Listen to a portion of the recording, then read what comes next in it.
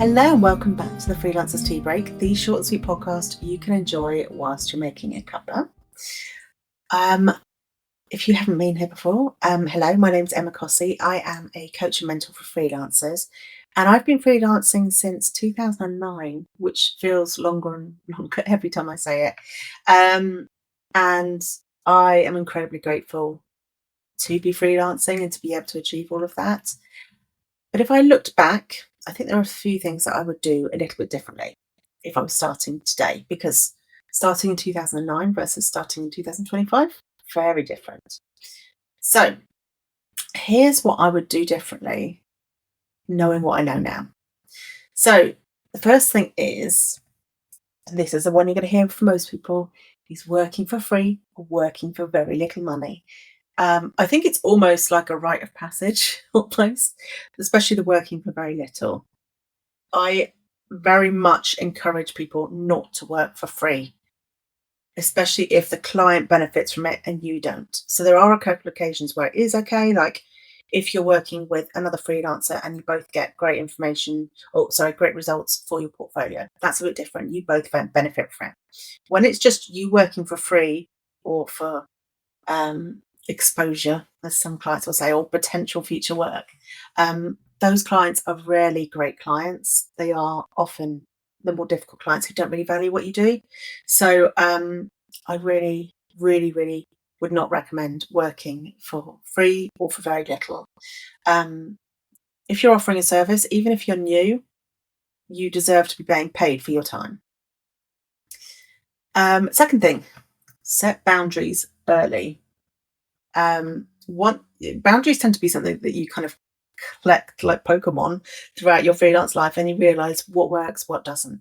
There are certain things I know now that I won't wobble on. So things like how I get paid. I don't accept late payments anymore. Well, I do accept if late payments happen, I have late payment fees, things like that. Most of the work I do now is payment upfront, thankfully, anyway. But scope creep really happens fast, and setting those boundaries really early on and getting them to sign off on them. So sending a contract or even your terms and conditions as an email and saying, I'm not going to start work until you confirm you're happy with these and you agree to them. That can really help later on. And there were too many times where I worked with somebody and we never got around to doing a contract or terms and conditions, and then things came up later and I didn't feel like I had terms and conditions to back me up. So it's kind of a mix there of set the boundaries early, get those terms and conditions signed off. I think a really big one for me was comparing myself to others. And I would compare myself and be like, oh, that person is on social media saying that they're earning six figures, or that person seems to be able to work all night and I can't do that. And I would constantly compare myself to others. And I really want to go back and hug that version of myself and be like, no, the only person you can realistically compare yourself to is you in the past, because that's the only fair way of doing it, because you cannot compare yourself to other people. You don't know what other people, what their energy levels are like, what their responsibilities are like, what their income and what support they've got. There are so many different factors. It's just not fair to compare yourself to other people. And I know, as somebody who has kind of relatively low energy, it is better now. I have my ADHD, inattentive ADHD diagnosed, and I have medication and certain other changes have been happening. But I'm still not somebody that's going to be able to work late into the night every day. I can't do it. I felt really guilty about that for a long, long time.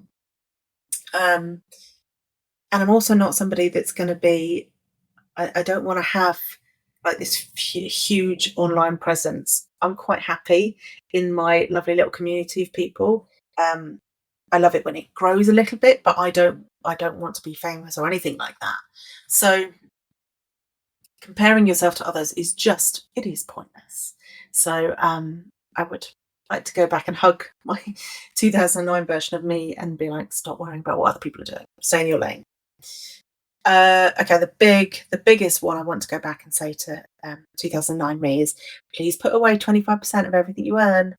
It's much easier now because I use Monzo, but most of the new um, wave of banks are really good in that they can automatically take that much. Sorry, let me try that again. They can automatically take out 25% and put it in a pot for you. Brilliant.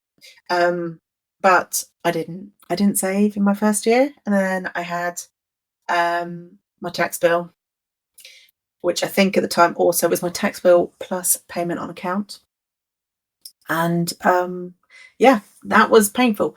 At the time, HMRC accepted credit cards, so they don't now. But I paid on my credit card, and then I didn't make the right decisions about the credit card and all that sort of thing. Anyway, I would just like to go back and just say, make your life easier by just saving 25% for the start. It's so much easier. And I think the last thing I would say is start yourself off on a good kind of routine of having some kind of CRM system. So a CRM system is a customer relationship management tool, basically. It's how you track who you've worked with and kind of the conversations you've had and things like that. And my life would have been a lot easier if I tracked that from the start, because then when I came to the point where I wanted to check back in with previous clients, it would have been much easier if I'd had a spreadsheet or a Notion board. Well, it wouldn't have been Notion back in those days, but even a spreadsheet of their information, the contact information, the previous thing I've worked with them on, that would have made life a lot easier. So that's something I recommend a lot of new freelancers do as well. One of the things I learned when I started going freelance is that, well, I was very fortunate. I had someone, a brilliant client, Katie Lee, who kind of walked me through the process.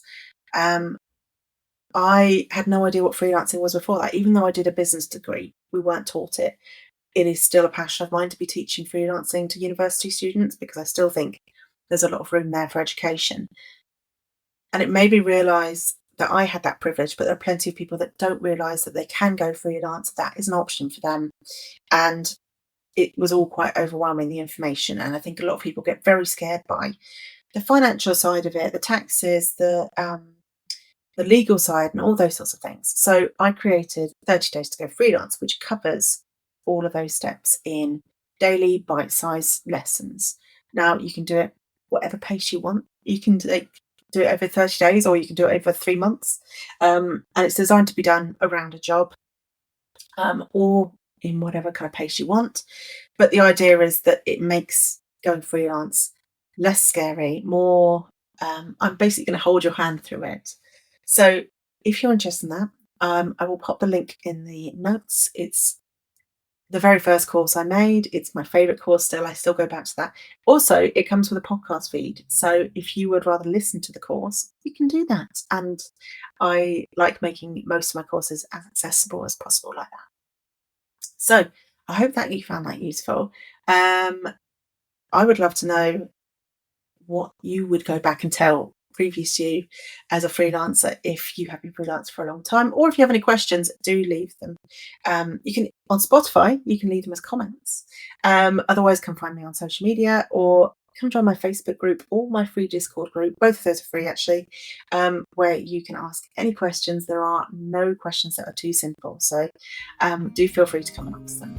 And I hope you have a wonderful freelance week.